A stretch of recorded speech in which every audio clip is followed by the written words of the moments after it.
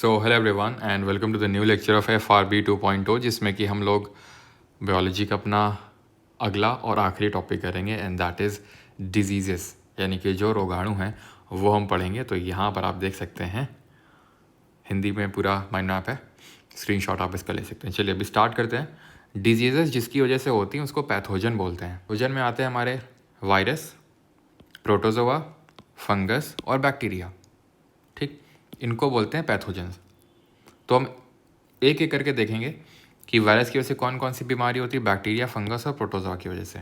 ठीक है, देन हम यहाँ पे सेक्सुअली ट्रांसमिटेड डिजीज़ पढ़ेंगे, यहाँ जेनेटिक डिसऑर्डर पढ़ेंगे और यहाँ पे प्लांट्स में होने वाली डिजीज़ जो कि बहुत ही मतलब कम चांसेस होते हैं कि यहाँ से आपका जो प्लांट डिजीज़ है वहाँ से क्वेश्चन बने, बट फिर भी हम जो इंपॉर्टेंट वाले वो देखेंगे। ओके, ये सारी चीज़ें पढ़ने से पहले कि हम डिजीज़ को कुछ सर्टेन पैरामीटर्स में क्लासीफाई कर लें। जैसे फॉर एग्जांपल डिजीज़ कितने लंबे समय तक लास्ट करती है, उस बेसिस पे अगर हम देखें तो हम दो टाइप्स में क्लासीफाई कर सकते हैं, एक्यूट और क्रॉनिक।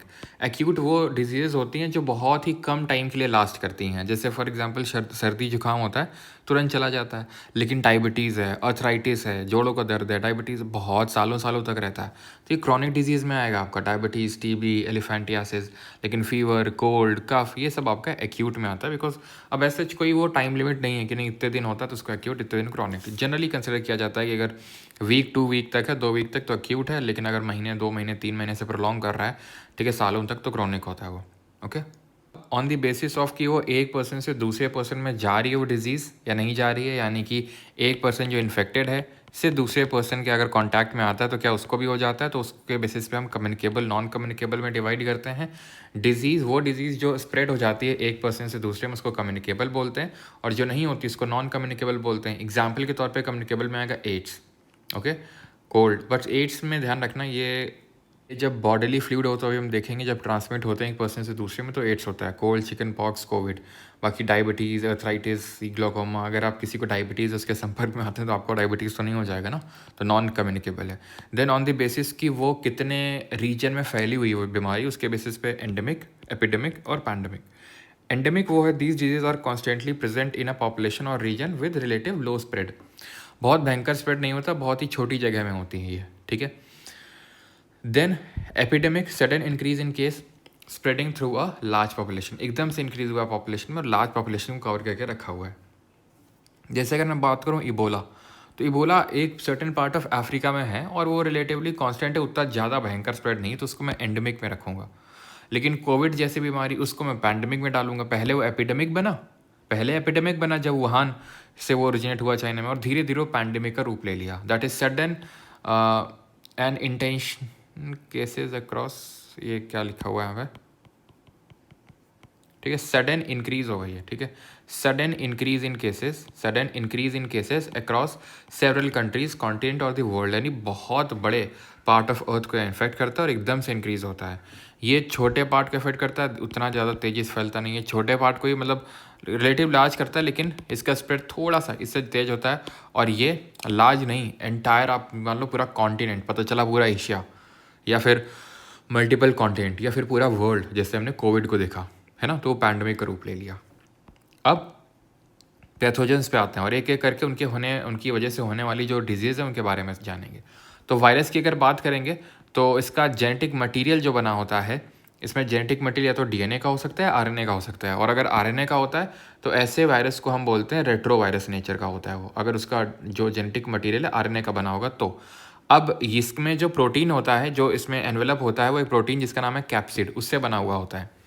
ये नॉन लिविंग के तौर पे बिहेव करता है, लेकिन जैसे ही इसको कोई, जैसे किसी सेल को इन्फेक्ट करता है, यानी जैसे इसको कोई होस्ट सेल मिलती है, वहीं पे फ्लरिश करना यानी स्प्रेड करना स्टार्ट कर देता है। कौन? Virus. Can not be treated with antibiotics. अब इसको एंटीबायोटिक से ट्रीट नहीं कर सकते हैं। पता है क्यों नहीं कर सकते? क्योंकि एंटीबायोटिक क्या करता है, ये सेल वॉल का फॉर्मेशन का जो प्रोसेस है उसको इनहिबिट कर देता है, उसको होने नहीं देता है। लेकिन इसमें ये तो सेल वॉल होल्ड करता ही नहीं है, तो फिर आप क्या करोगे? कुछ नहीं कर पाओगे आप तो। बैक्टीरिया के खिलाफ जो होती हैं डिजीज़, जो बैक्टीरियल डिजीज़ होती हैं, उसके खिलाफ एंटीबायोटिक काम करती है, बिकॉज बैक्टीरिया की सेल वॉल होती है। रिकॉल करो किसकी बनी होती है, अभी हम देखेंगे जो हमने सेल टॉपिक में देखा था। अब क्योंकि सेल वॉल बनाएगा तो उसको बने नहीं देगा, तो बैक्टीरियल डिजीज स्प्रेड नहीं हो पाएगी, लेकिन ये तो बनाता ही नहीं है। अब अगर हम बात करें पहली एंटीबायोटिक की, तो उसका नाम क्या था, वो एक फंगस से बनी थी जिसका नाम है पेनिसिलियम, ठीक है। तो पेनिसिलिन इस एंटीबायोटिक का नाम है जिसकी डिस्कवरी किसने करी थी, it was discovered by Alexander Fleming. Okay, अब आते हैं एक एक करके डिजीज़ देखते हैं।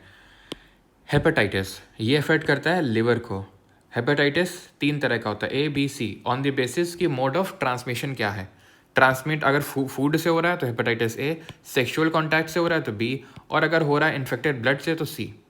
इंडिया की पहली हेपेटाइटिस A की खुद की इंडिजिनस यानी स्वदेशी निर्मित जो है वो वैक्सीन, उसका नाम है हैवीशॉर।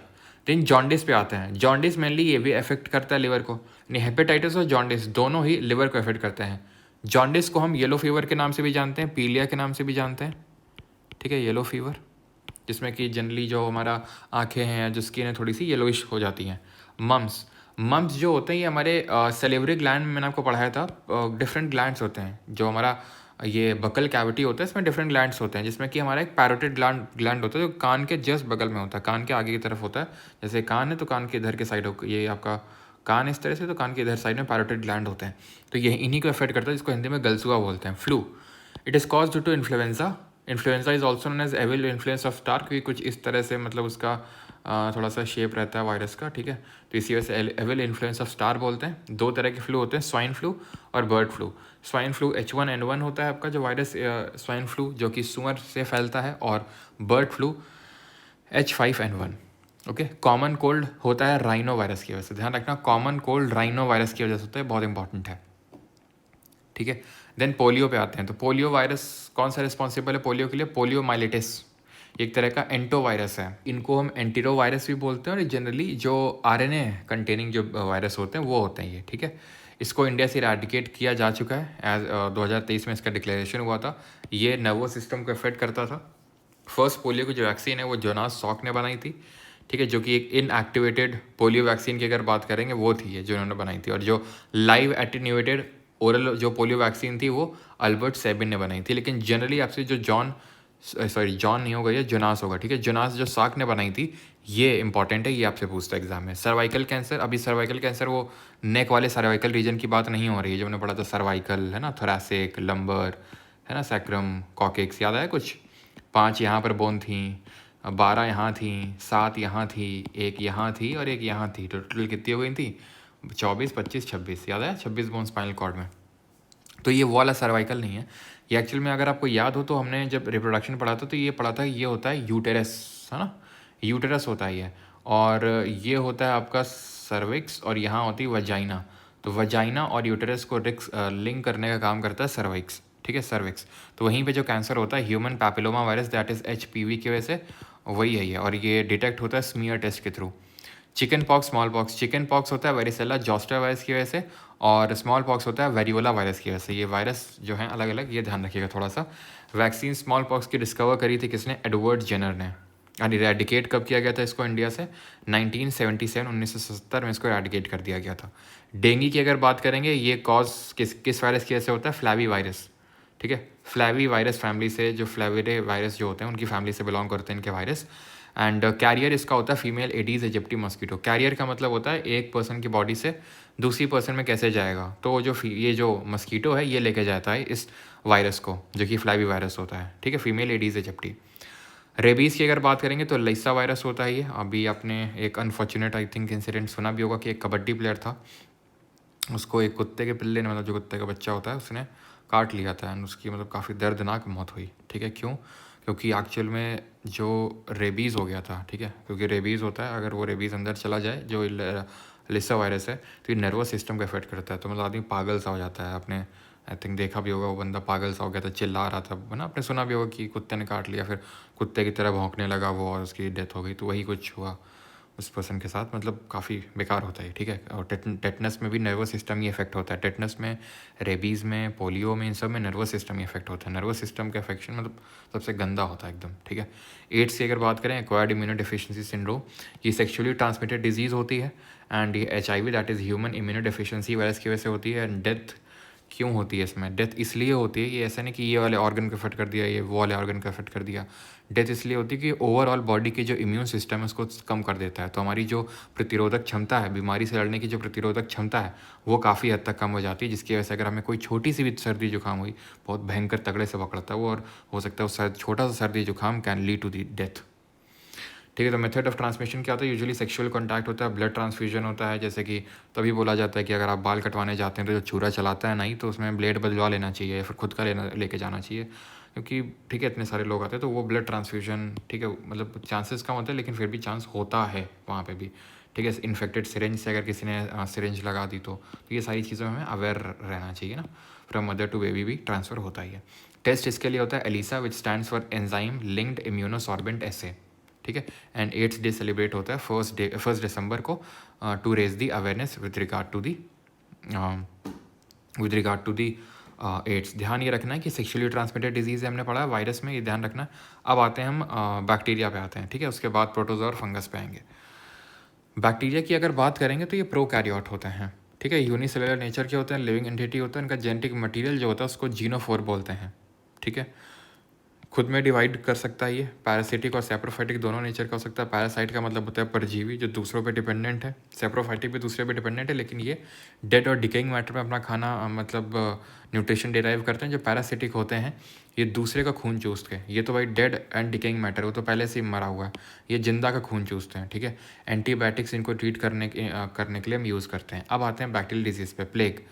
प्लेग जो है ये यर्सीनिया पेस्टिस की वजह से होती है, बैक्टीरिया का नाम है, और ब्लैक इसकी ऐसे जो मृत्यु होती है उसको हम ब्लैक डेथ के नाम से जानते हैं। लेप्रेसी की अगर बात करेंगे तो इसको कुष्ठ रोग बोलते हैं हिंदी में, और ये स्किन को अफेक्ट करता है और इसको हैंसेंस डिजीज़ के नाम से भी जानते हैं। माइकोबैक्टीरियम लेप्रे करके जो बैक्टीरिया होता है वो इसमें रिस्पॉन्सिबल होता है। कॉलरा में बात करेंगे तो वेब्रियो कॉलरे बैक्टीरिया होता है, ये वाटर बॉर्न डिजीज़ है, यानी कि पानी से इन्फेक्ट होती है, और इसकी वजह से जो डेथ होती है, जैसे प्लेग की वजह से जो डेथ हो रही थी इसको ब्लैक डेथ बोल रहे थे, इसको ब्लू डेथ बोलते हैं। Then bronchitis.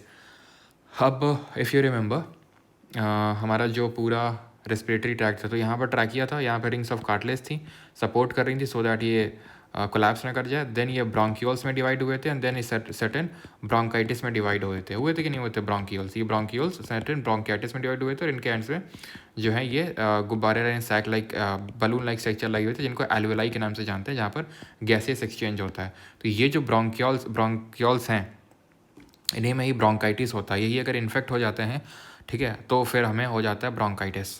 ठीक है, और ये बॉर्डेटेला पर्टुसिस की ऐसे होता है। ठीक है, ये आपका टीबी, ट्यूबरक्लोसिस ब्रोंकाइटिस इसको बोलते हैं। ठीक है, ये माइकोबैक्टीरियम ट्यूबरक्लोसिस की वजह से होती है, मेनली लंग्स को अफेक्ट करती है, commonly refer to as white plague के नाम से जानते हैं इसको। ठीक है, एंड वैक्सीन इससे प्रिवेंट करने के लिए वैक्सीन होती है बैसिलस कैलमेटिक-यूरिन BCG वैक्सीन। ओके, अभी आते हैं निमोनिया में। तो निमोनिया जो होता है वो स्टेप्टोकोकस निमोनिया करके होता है, कोई अलग अलग नहीं है।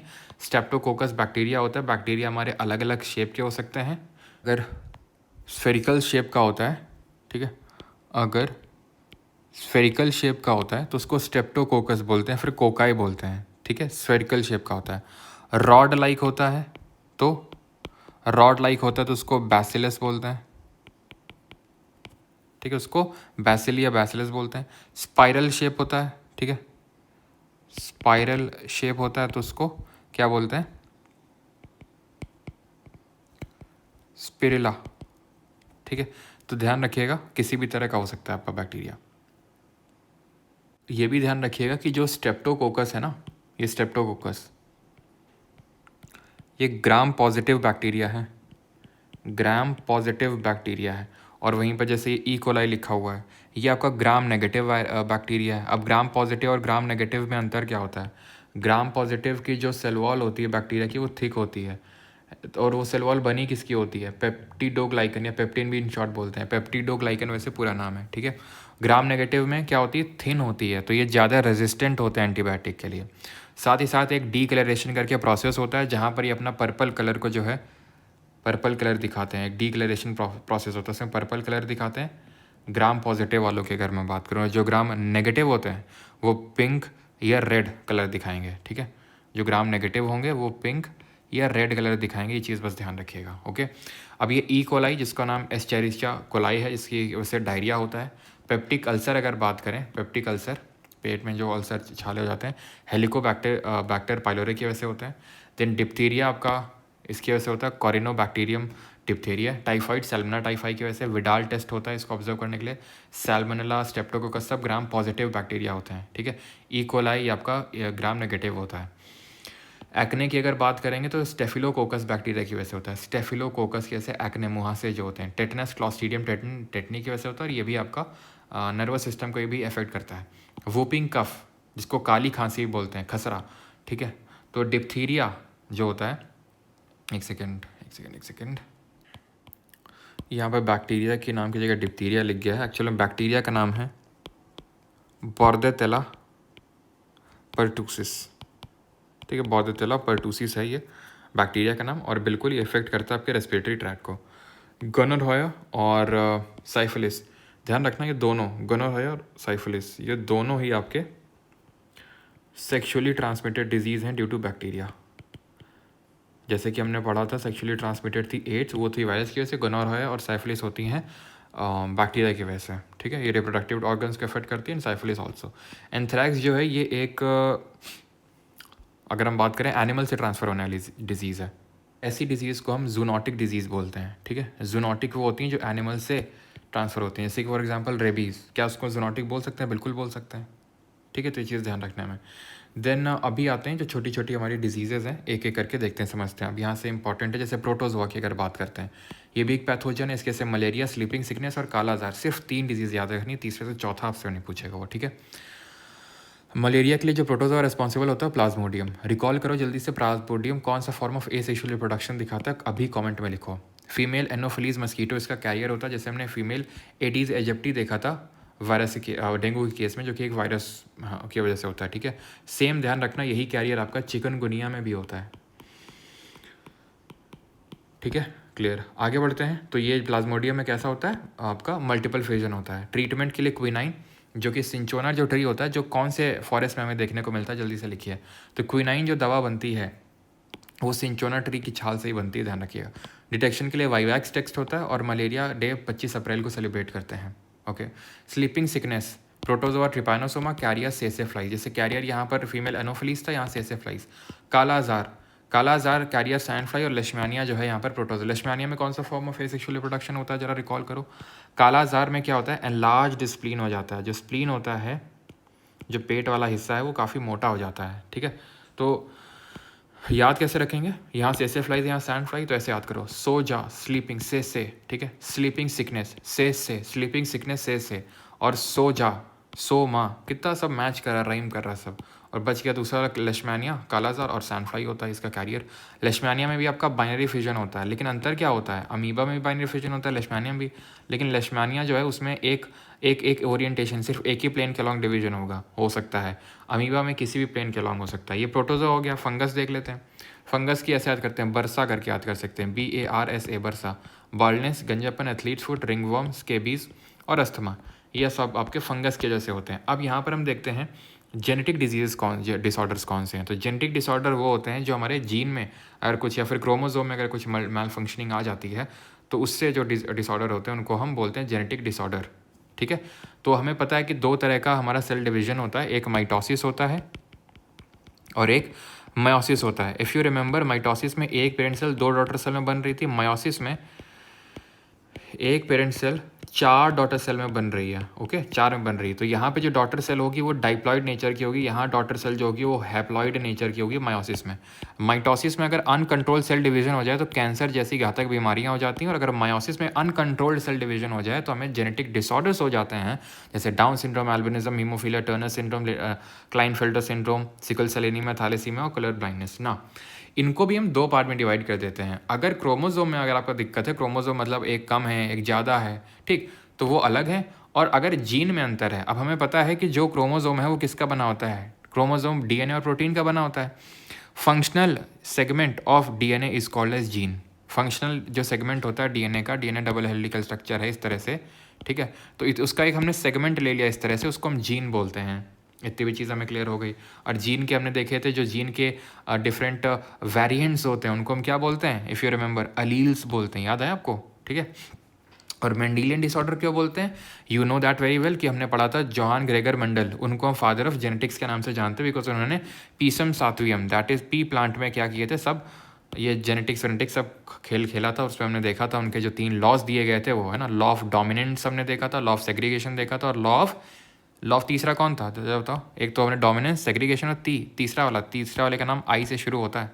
अब बताओ क्या था उसका नाम? ठीक है, तो मैंने क्या बताया आपको? मैंने आपको ये बताया कि जो भी ये आपके जेनेटिक डिसऑर्डर हैं जो आपके generation to generation pass on होते हैं, जो मेयोसिस के टाइम पे, जो मेयोसिस कौन सी सेल्स होती हैं जो रिप्रोडक्शन में इन्वॉल्व होती हैं, उसमें कुछ गलत होने से होता है। ठीक है, तो अगर जीन में दिक्कत है तो मेंडेलियन डिसऑर्डर उनको बोल देते हैं, क्रोमोसोम वाले और जीन वाले। अगर जीन में दिक्कत है तो उसको मेंडेलियन डिसऑर्डर बोलते हैं। ठीक है, मेंडेलियन, उसको हम बाद में देखेंगे। क्रोमोसोम वालों को भी 2 कैटेगरी में डिवाइड कर सकते हैं, एक ऑटोसोमल क्रोमोसोम और एक सेक्स क्रोमोसोम। ठीक है, ऑटो देखो अब होता क्या है कि टोटल 23 पेयर्स ऑफ क्रोमोसोम होते हैं। क्रोमोसोम हमेशा पेयर में एग्जिस्ट करता है, ध्यान रखना, वो तुम्हारी तरह सिंगल नहीं है। ठीक है, वो हम हर क्रोमोसोम पेयर में ही होगा हमेशा। तो 23 पेयर होते हैं, उसमें 22 एलोसोम्स होते हैं, एलोसोम या फिर आप बोल सकते हो ऑटोसोमल होते हैं, जो आपके सेक्स में इन्वॉल्व नहीं है। ठीक है, इस तरह से आप याद कर सकते हैं। एंड जो एक होता है वो उसको हम बोलते हैं सेक्स क्रोमोसोम। ठीक है, सेक्स क्रोमोसोम हो गया ये। अब बात ये आती है कि सेक्स क्रोमोसोम है, ठीक है, तो सेक्स क्रोमोसोम एक्स होता है और XY होता है, यही होता है, इसके अलावा तो नहीं होता है? होता है, बिल्कुल होता है। XX होता है आपका फीमेल का और XY होता है मेल का। अब अगर इनमें से दिक्कत आने लग जाए, एक दिक्कत क्या, यहाँ से एक X गायब हो जाए या यहाँ पे एक X एक्स्ट्रा आ जाए, तो क्या होता है, ये डिजीज़ डेवलप करेंगे। जैसे ये वाला जो है ना, ये टर्नर सिंड्रोम है, X chromosome is missing, female में ही देखने को मिलता है। तो फीमेल वाली ट्रेट्स इसमें थोड़ी कम देखने को मिलती हैं। ठीक है, जो फीमेल की जो ट्रेट्स होती हैं, ब्रेस्ट एंड एवरीथिंग सब कुछ, तो वो मतलब कम हो जाता है टर्नर सिंड्रोम अगर किसी में होता है तो, फीमेल में। क्लाइनफेल्टर होता है, इसमें मेल के पास XY होता है, ठीक है, नेचुरल कंडीशन में। लेकिन अगर एक एक्स्ट्रा मिल जाए, एक एक्स एक्स्ट्रा मिल जाए, तो एक एक्स किसको सिग्निफाई करता है? एक्स किसके पास है? फीमेल का। तो X is the symbol of female, Y is the symbol of, ध्यान रखना, मेल। तो सर मेल के पास XY होता है तो मेल आधा फीमेल की तरह एक्ट करना चाहिए नॉर्मल मेल, तो क्योंकि नॉर्मल को तो यही होता है। एक्चुअली में ऐसा होता नहीं, वाई डोमिनेंट होता है। लेकिन ये सोचो एक एक्स और आ गया तो वाई कितना ही डोमिनेंट होगा, लेकिन दो एक्स मिल के थोड़ा तो भारी पड़ जाएंगे उस पर। तो क्या होगा, जो मेल होगा वो फीमेल लाइक थोड़ी सी कैरेक्टरिस्टिक डेवलप करेगा, लाइक अब चलो मैं कैरेक्टरिस्टिक नहीं बताता हूँ, ठीक है।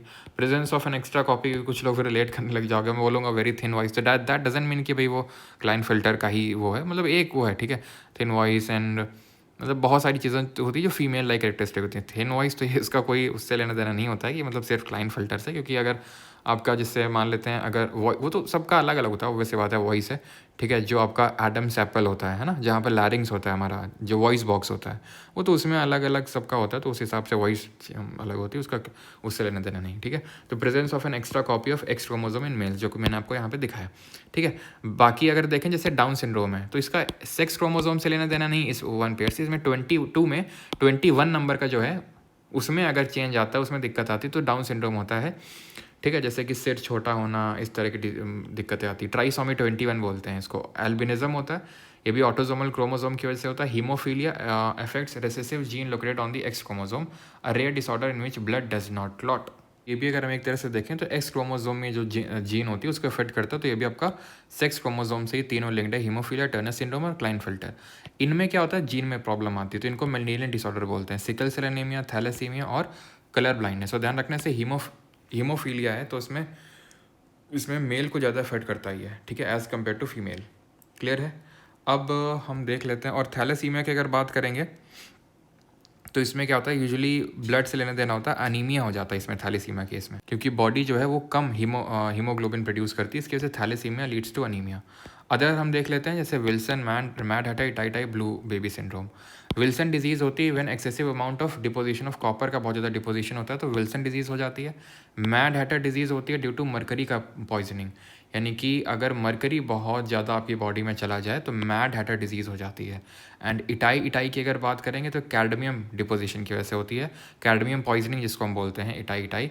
और ब्लू बेबी सिंड्रोम होता है नाइट्रेट डिपोजिशन की वजह से, तो ये भी ध्यान में रखेंगे। और अब हमारे पास आखिरी बचता है and that is in plants में कौन कौन सी डिजीज़ होती है। तो सिट्रस कैंकर, सिट्रस जो फ्रूट होते हैं, जो खट्टे फल होते हैं, रस्ट और व्हीट फंगस की वजह से होती है। येलो वाइन मोज़ैक टोबैको में देखने को मिलता है, वायरस वाली होती है ये बीमारी। एस्टर येलो बैक्टीरिया की वजह से, crown gall bacteria ergot fungus की वजह से होती है और मेनली बाजरा जैसी फसलों को अफेक्ट करती है। Snow mould fungus, black not fungus और ब्लाइट भी आपका फंगस या फिर बैक्टीरिया की वजह से होता है। ठीक है, तो यहाँ पर हमारा डिजीज़ वाला भी टॉपिक ख़त्म होता है, बायोलॉजी भी फाइनली ख़त्म होती है। आपको करना क्या है, अब आपको सिंपल कुछ नहीं करना है, क्वेश्चंस लगाने एंड परमार अकेडमी ऐप से जाके सीधे डाउनलोड कर लेने, जाके माइंड मैप सेक्शन आपको दिखेगा, वहाँ से आपको सारे अवेलेबल हो गए होंगे। बाकी स्पॉटिफाई पे आप जानते ही हैं कि स्पॉटिफाई पे आप सुन सकते हैं क्या, जितने भी हमारे लेक्चर्स हैं वो सारे। ठीक है, तो डाउनलोड करिए, सर्च करिए परमार एसएससी स्पॉटिफाई पे। एंड आई होप आप लोग साथ ही साथ फैटमैन से भी रिवाइज कर ही रहोगे, लिटिल बॉय से क्वेश्चन तो आप लगा ही रहे हैं। Alright, thank you.